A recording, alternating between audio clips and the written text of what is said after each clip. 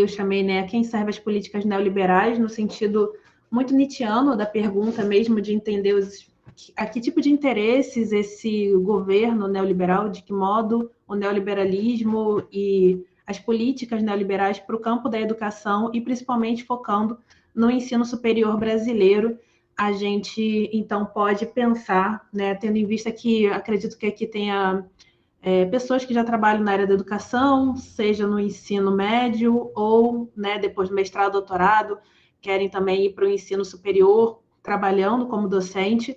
Então, acho que isso tem muita relação com a nossa própria prática de trabalho.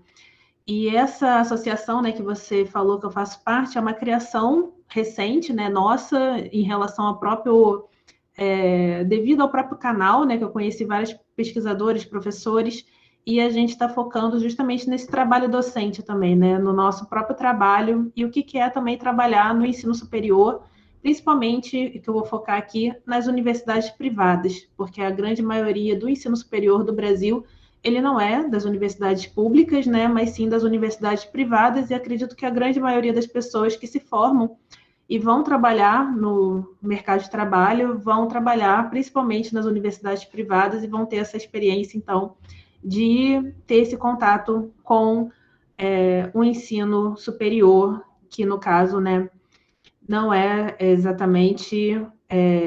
o ensino superior privado também é uma multiplicidade, né? A gente tem vários formatos, por exemplo, a PUC, né, é uma exceção de tudo isso aqui que eu vou falar sobre o ensino superior privado, mas eu vou focar bastante sobre o ensino superior dado para a grande maioria da população brasileira. Então, é esse ensino superior massificado, esse ensino superior EAD plataformizado, que é para a grande maioria da população brasileira, que pode pagar por um ensino também barato, é esse ensino superior que eu estou interessada em estudar, interessada em poder analisar isso melhor.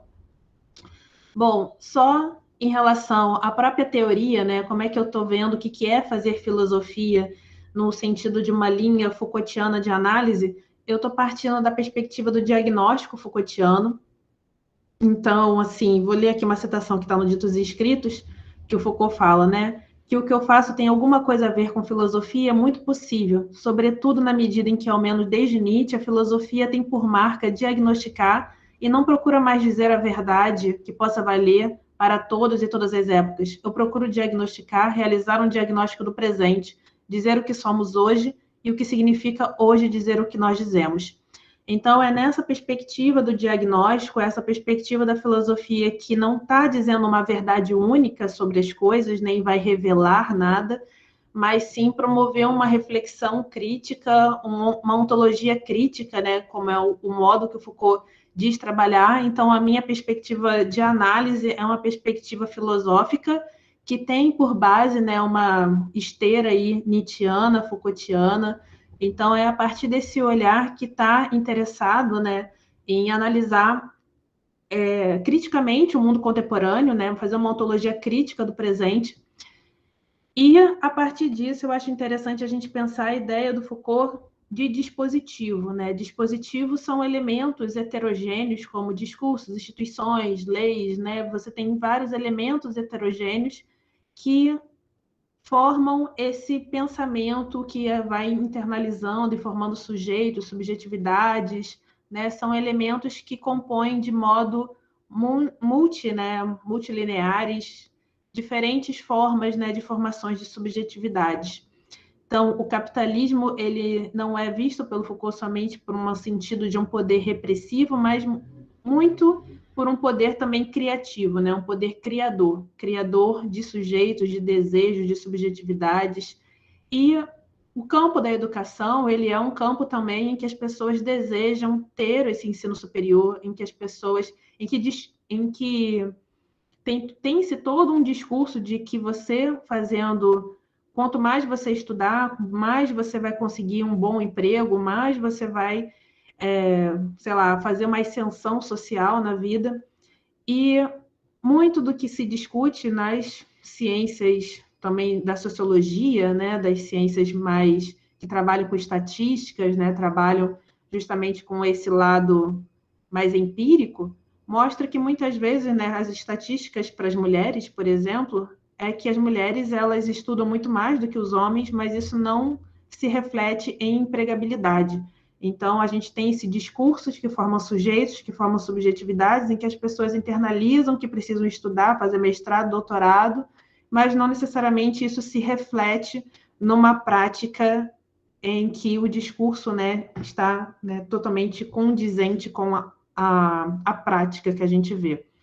Em relação ao ensino superior no Brasil, a gente muitas vezes discute muito o ensino público, né? A grande maioria das pessoas, talvez que estão aqui, né, a gente está falando de uma universidade pública, eu também, a minha vida inteira, eu estudei em universidade pública, mas a grande maioria da população brasileira, ela não está nessa universidade pública. E talvez esse grande desconhecimento da universidade pública é o que torna possível, né, discursos que a gente ouve, né, do ex-ministro da Educação, do Weintraub, falando sobre a balbúrdia das universidades públicas. Então, eu acho que é interessante, numa perspectiva Foucaultiana, a gente entender por que aquele discurso é possível, por que alguém diz que na universidade pública se faz balbúrdia.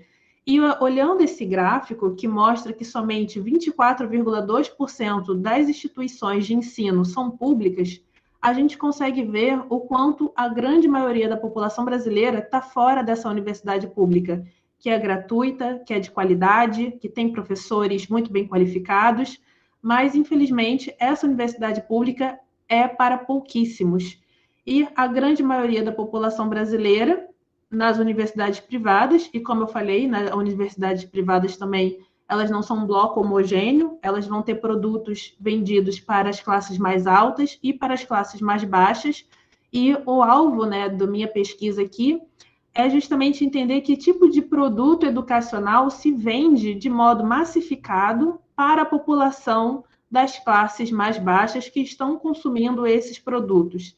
Então, existe um recorte, né, que é esse recorte também, que diz muito sobre a nossa própria desigualdade social, a nossa pobreza, porque os produtos educacionais que se vendem para um determinado público é para um público também que já é um público que não pode pagar muito por educação, já é um público que já é precarizado e que ele consome uma educação também precarizada.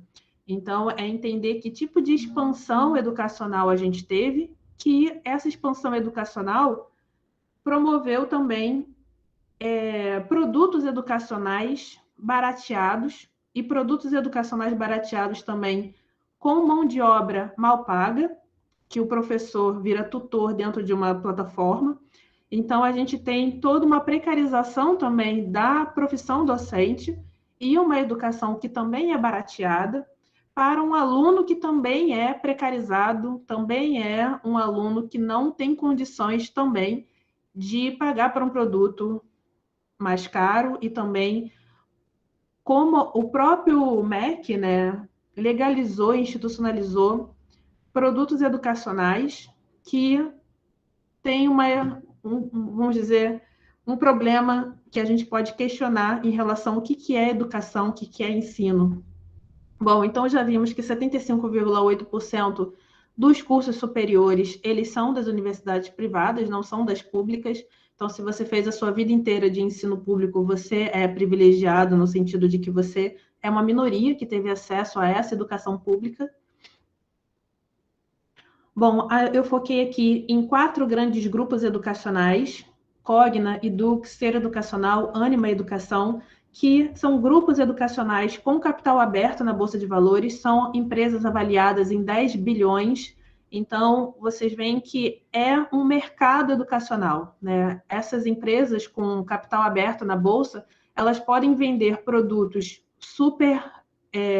ou seja, são grandes grupos corporativos que dentro desses grupos corporativos tem várias faculdades, né? Tem vários nomes de faculdades. Então, eles podem ter uma faculdade de ponta para quem paga mais caro e produtos mais baratos para outros grupos. Então, assim, é uma diversidade que esses grandes grupos entram no mercado e eles entram tanto indo também para o ensino médio, como a gente vai ver aqui, o Cogna Educacional, né? Ele trabalha lá com Somos Educação tá? Tem a rede, por exemplo, do PH, que é aqui no Rio de Janeiro uma grande rede de ensino, vende apostila, então é uma grande rede que pega tanto estudantes do ensino básico até o ensino superior. Então é um grande grupo educacional que entra no mercado e a gente sabe muito bem que as políticas neoliberais, né, quando a gente está falando de neoliberalismo, a gente está falando também sobre, na teoria, essa livre concorrência, livre competição, só que a gente sabe muito bem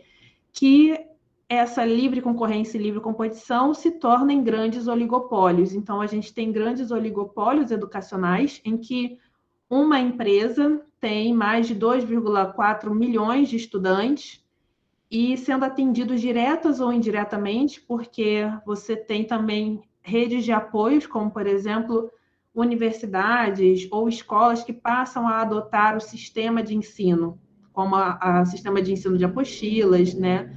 Então, você tem toda uma rede que vai dominando esse mercado e vai matando, né, a concorrência também.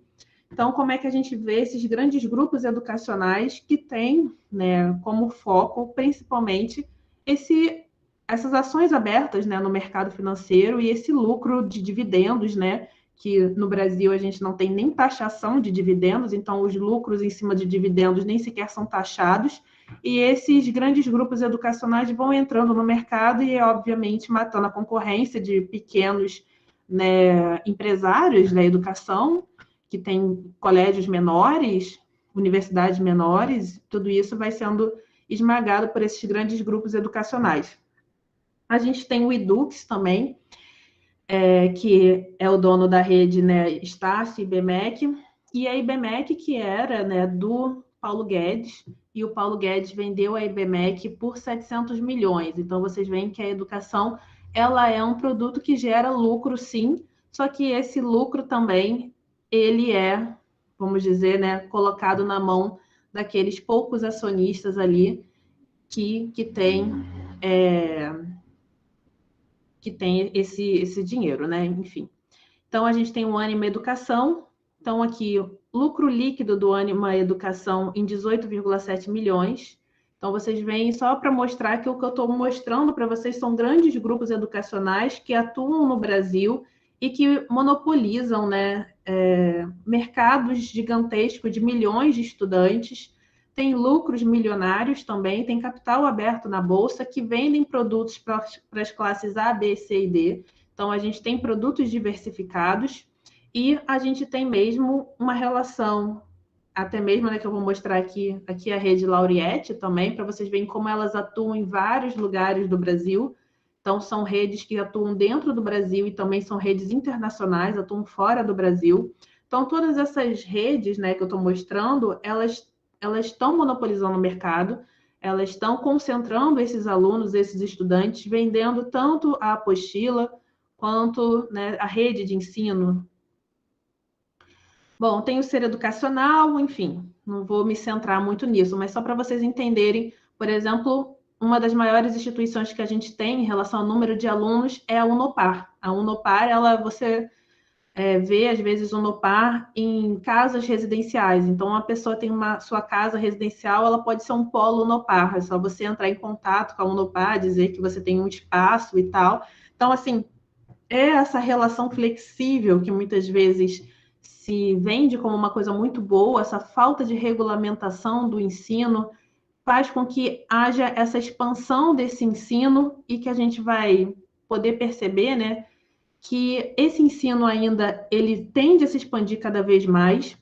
A gente está vendo aqui a média da OCDE, né, dos países desenvolvidos, 44% de jovens em idade escolar, né, entre 25 a 35 anos, com ensino superior, essa é a média da OCDE, enquanto que o Brasil está com 21%. Então, a possibilidade de expansão ainda é de 23% para alcançar a média da OCDE. Então, o Brasil tem somente 21 brasileiros entre 25 e 34 anos com diploma de ensino superior e a tendência é que, pelo menos, a gente alcance a média da OCDE. Então, há uma tendência de expansão desse ensino e é claro que a gente já viu que a expansão do ensino não vai ser pelas universidades públicas, mas vai ser pelas universidades privadas, e principalmente com o ensino EAD, E aí o ensino EAD não é um ensino remoto, né? A gente pode estar falando aqui ao vivo do Google Meet, né? A gente está usando uma plataforma síncrona, mas quando a gente está falando de modalidade EAD, ela é um ensino plataformizado. Ela não é um ensino síncrono por meio de uma plataforma como essa que a gente está conversando agora. A gente tem uma explosão no Brasil do ensino EAD, principalmente em 2018, em que passa de 60 mil graduandos para 2 milhões de graduandos, e em 2018 também teve mais ofertas de ensino à distância do que de presencial. Então, a gente está vendo esse movimento, né, do ensino EAD, que ainda não é a maioria, né? A maioria ainda é o ensino presencial. A gente está vendo aqui em 2019, 65% ainda é o ensino presencial, mas ao mesmo tempo a gente vê aqui no verdinho uma grande expansão do ensino EAD. Bom, além do ensino EAD, a gente teve um aumento também do ensino híbrido, que é quando você vai na universidade, você está pagando por um curso presencial, mas dentro desse curso presencial, você vai ter algumas disciplinas na modalidade EAD, né? Na modalidade à distância. E essa modalidade à distância, a gente vai ver melhor, é um ensino por meio de uma plataforma que você tem acesso a apostilas. Algumas plataformas disponibilizam também videoaulas, e o professor ele vira um tutor dentro dessa disciplina. E as universidades totalmente EAD, né, ou seja, os cursos que foram disponibilizados para serem totalmente EAD, eles são somente nessa modalidade, né? Não tem aulas síncronas, você não encontra o professor, você não tem essa conversa com o professor, isso não faz parte da modalidade EAD. Bom, e aí essa portaria aqui, que é de 2019, ela amplia o ensino híbrido de 20% da carga horária para 40%. Então, a gente já tem, mesmo nos cursos totalmente presenciais, como, por exemplo, o curso de Direito, ele não entrou na modalidade EAD, mas ele já pode ser oferecido 40% EAD. Então, vocês veem a quantidade, né, de curso EAD, e quando eu estou falando do curso EAD, eu estou falando que é o curso mais barato, né? O curso na modalidade EAD, ele fica mais barato tanto para a instituição, quanto para o próprio aluno que vai consumir esse produto. Então, ele já é considerado um produto para um determinado público, que é um público que vai consumir isso, né, de modo mais barato. Bom, a gente tem, então, uma coisa interessante, a gente vê as relações de forças nesse campo da educação, as relações de interesses, né? A gente tem a Elizabeth Guedes, que, por coincidência, é irmã do Paulo Guedes, né? Então a gente viu lá que o Paulo Guedes já teve a IBMEC, já vendeu a IBMEC por não sei quantos milhões, e a irmã dele é a vice-presidente da Associação Nacional das Universidades Privadas, e ela visa muito, né, essa questão de colocar os cursos na modalidade EAD. Então aqui nessa reportagem ela estava falando justamente sobre a possibilidade, né, de colocar cursos de saúde, né, da área de saúde, como enfermagem, na modalidade EAD. Então, a gente vê uma grande vontade desses grupos educacionais privados, né, dessas associações de universidades privadas, para a expansão cada vez maior da modalidade EAD, que agora, né, no momento, nem todos os cursos eles podem vir a serem oferecidos totalmente na modalidade EAD. A gente já pode oferecer 40% desse curso assim, e é uma reivindicação e um interesse, né, das universidades por causa do barateamento da educação, né?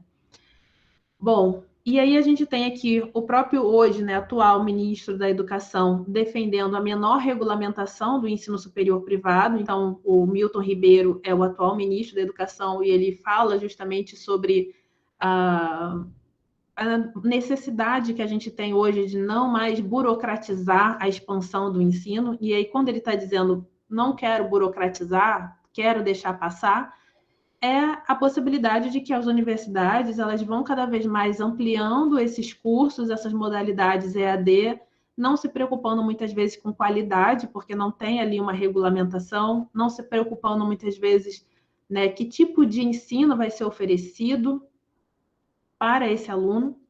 E a gente tem que entender também a importância das leis, né, para entender esse campo da guerra, né? Então, aqui citando o Deleuze falando que a lei é a própria guerra, né? É essa estratégia da guerra em ato.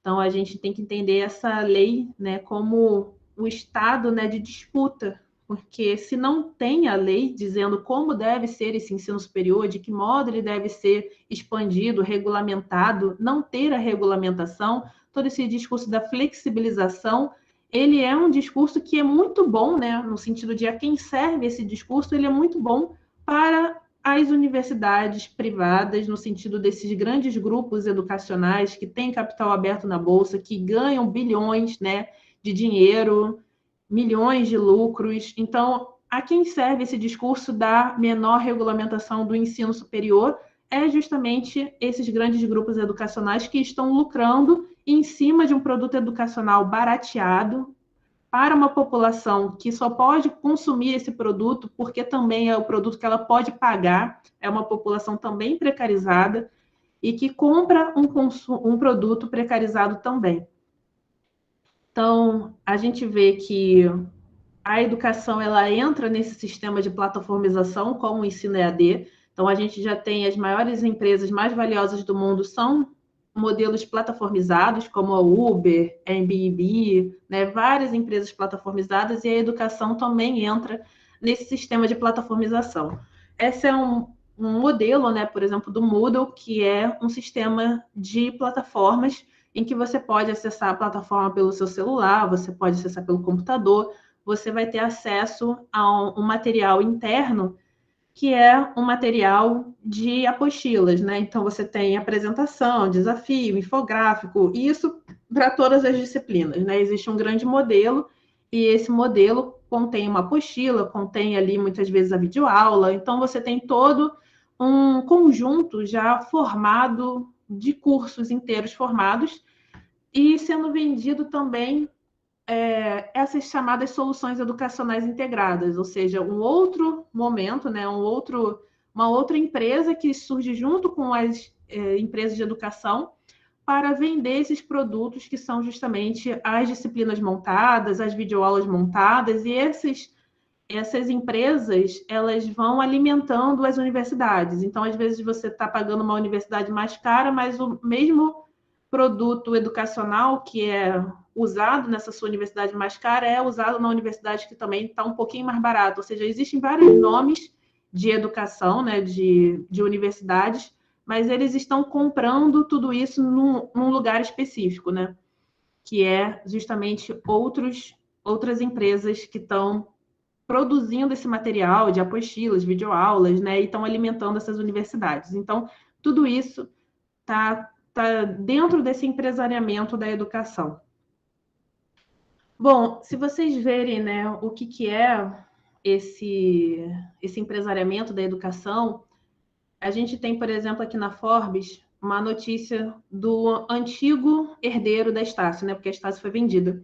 E aí ele fala, né, sem sala de aulas, sem professores, como ex-herdeiro da Universidade Estácio de Sá, quer revolucionar a educação corporativa. Então, existe um campo, né, que é essa educação corporativa também, que trabalha justamente nessa parte de vendas, né, de cursos, gamificação, palestras. Então, tudo já montado, tudo já em videoaulas, tudo já plataformizado, e essa educação sem sala de aulas e sem professores, esse é o futuro educacional que esse empresariamento, né, esses grandes grupos educacionais estão vendendo como grande modelo de sucesso, né? Então, quando a gente está fazendo essa crítica, né, de educação, a gente está dizendo, bom, será que isso é uma educação de qualidade quando a gente pensa ali nas universidades públicas, por exemplo? Porque acabou de sair o resultado lá do ENAD, né, das universidades públicas, né, das universidades, de modo geral, né? E as grandes notas são ainda para as universidades públicas, e como vocês viram, as universidades públicas são a minoria. E as grandes maiorias das notas ruins são dessas universidades privadas, que, é claro, existem universidades privadas boas, são exceções, a grande maioria ela vende um produto educacional mais barato, um produto educacional com pior qualidade, porque ela ganha justamente nessa grande quantidade. E ela ganha justamente também em cima do trabalho não pago do professor, que vira tutor dentro dessa disciplina EAD. Então, a gente tem essas características também. Bom, como eu falei, né, esses grupos, eles estão vendendo essas disciplinas montadas, então isso é um outro produto educacional, como, por exemplo, nessas disciplinas aqui, né, a gente tem todas as disciplinas já montadinhas, enfermagem, vocês veem que tem já disciplinas montadas, né, cursos inteiros montados para enfermagem, E o EAD também, uma coisa específica do EAD, é que ele explode para cursos de mais baixa remuneração no mercado de trabalho. Então, são cursos mais baratos, são cursos para uma população também que está pagando mais barato para esses cursos, porque também ela só pode pagar mais barato para esses cursos, e são cursos também que o mercado de trabalho paga menos a esses trabalhadores. Então, há uma expansão desse ensino superior, mas, em compensação, essa expansão desse ensino superior não melhora a qualidade de vida das pessoas porque elas estão recebendo mais. Pelo contrário, essa expansão do ensino superior foi justamente para os cursos de mais baixa remuneração. Não foi, por exemplo, para cursos de medicina, né, que a gente sabe que são os polos em que você pode fazer uma graduação e saber que você vai conseguir minimamente sobreviver da sua graduação. O que não dá para falar, por exemplo, das faculdades, como, por exemplo, pedagogia, administração, licenciaturas, né? Então, são faculdades que muitas vezes você tem muita dificuldade de pagar as suas contas derivadas da remuneração do seu próprio trabalho. Então, isso é uma coisa importante também de destacar.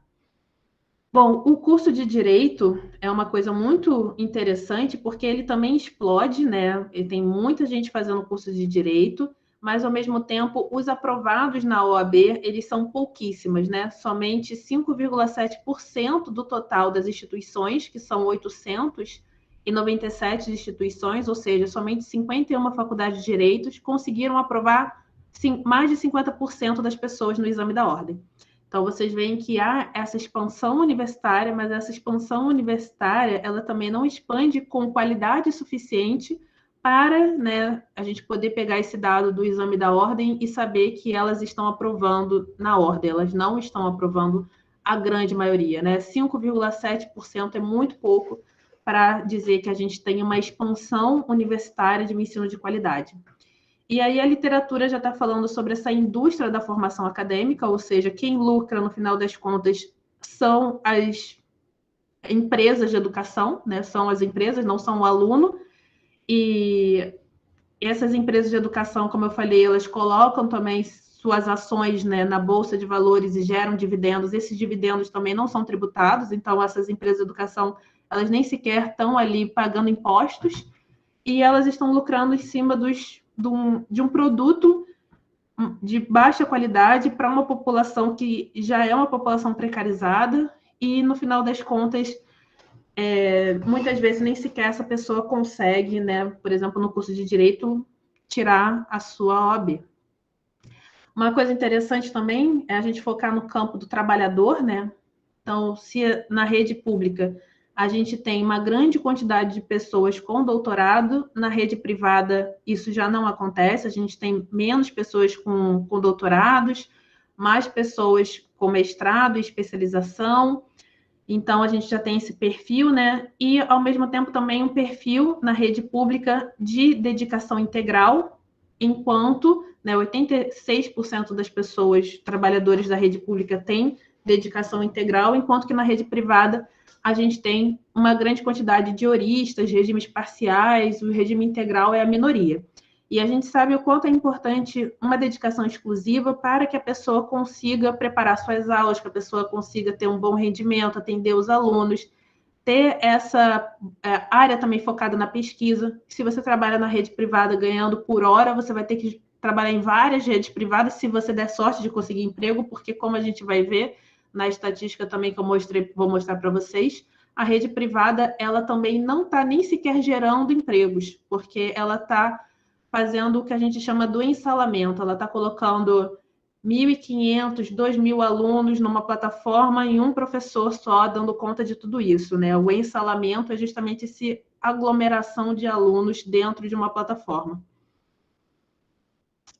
Bom, aqui são os dados sobre o número, né, de professores, tanto da rede privada quanto da rede pública, e a partir desses dados aqui, que é do MEC, né, do INEP, eu pude fazer essa estimativa, né, do quanto existe de matrículas na rede pública, quanto existe de matrículas na rede privada.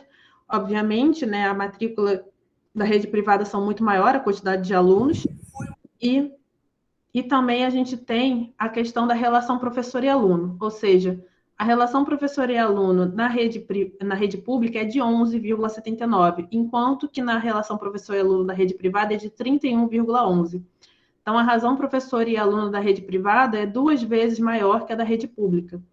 Utilizando a razão professor e aluno do ensino público de 11,79 para o ensino privado, obtemos uma estimativa de empregos não gerados em média de 343.522, uma redução de 62,1% nos empregos. Então, a gente tem, justamente, se a gente pegar a mesma proporção, que eu acredito que ninguém deve achar que é muito, né? Vamos dizer, a quantidade de professores que a gente tem na rede pública e de alunos, né? Muitas vezes a gente está falando, nossa, precisamos de mais professores na rede pública, enquanto que na rede privada a gente tem 2 vezes maior essa relação professor e aluno, e se fosse a mesma relação, a gente teria geração de emprego de 343.522 empregos. Então, a rede privada, ela nem sequer gera os empregos para pagar precarizado. Ela nem sequer está gerando esses empregos, porque ela tem justamente uma falta de regulamentação desse ensino superior, que é dado principalmente pelas pessoas que estão ligadas a esse ensino superior, que não querem, muitas vezes, que seja regulamentado, porque tem interesses, né, que tem ali a irmã do Paulo Guedes, tem o próprio Paulo Guedes, tem todo um interesse ali, que é um interesse, né, que a gente pode dizer, dessa questão do patrimonialismo, né, desses interesses privados que entram no interesse público, né, no governo, e que faz com que não haja essa regulamentação, né? O ministro da Educação fala, não, vamos diminuir essa regulamentação, vamos deixar as pessoas fazerem lá os seus cursos superiores, e ao fazer isso, na ponta, gera que não se gera nem sequer empregos, porque teoricamente se expandiu tanto a educação, por que a gente encontra pessoas com mestrado e doutorado desempregadas, deveriam estar empregadas nessas redes públicas e não estão. Então, a gente tem esse problema que, se a gente fala que o capitalismo ele gera essa precarização e exploração, mas o capitalismo também, né, a partir também do uso dessas tecnologias educacionais, claro, né, as plataformas de educação, quando elas são usadas justamente não para levar, né, a educação para lugares longe, para dar flexibilidade para as pessoas, elas também provocam com que esses profissionais, né, da educação, esses professores, eles nem sequer sejam contratados, porque possibilita que um professor aglomere não sei quantos alunos, né, por disciplina. Então, a gente vê, né, para fechar essa questão toda da educação, uma uberização do ensino, em que a tendência é que a remuneração caia cada vez mais. Atualmente, há instituições que pagam R$ 20 hora aula, não importando se o docente é especialista, mestre ou doutor. A média em São Paulo é na faixa de 30, e raras são aquelas que pagam 50.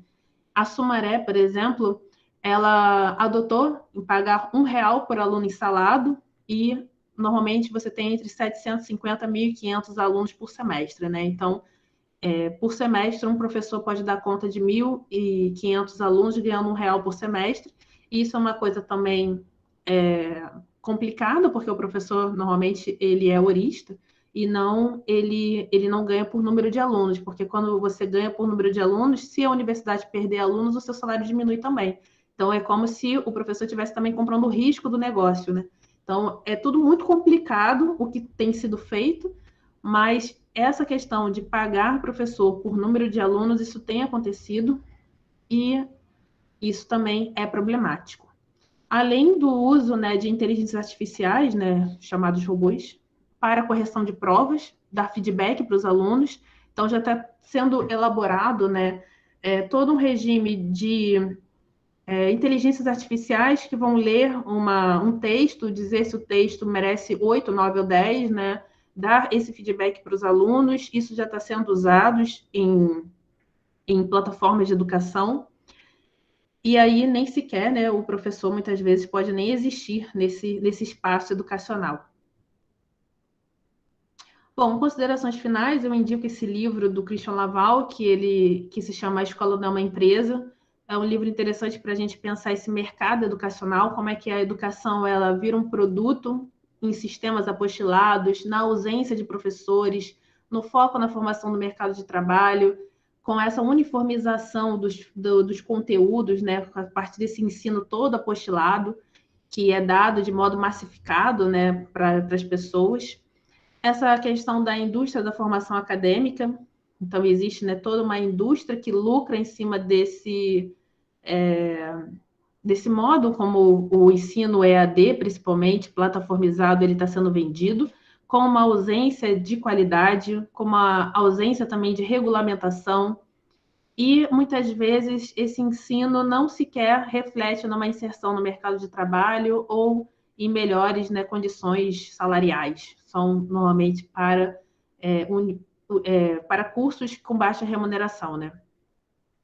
E essa perda da faculdade como um formador de subjetividades críticas, né? Isso acaba muitas vezes acontecendo. Então, reivindicações que eu acho que é importante a gente pensar: ensino de qualidade, né, aliado à tecnologia. Então, a tecnologia não é o problema, a plataforma em si não é o problema, mas como se usa essa plataforma, como se faz essa plataforma interagir com o aluno, como se contrata professores em relação a um professor ter 500, 600, 700, 1.500 alunos.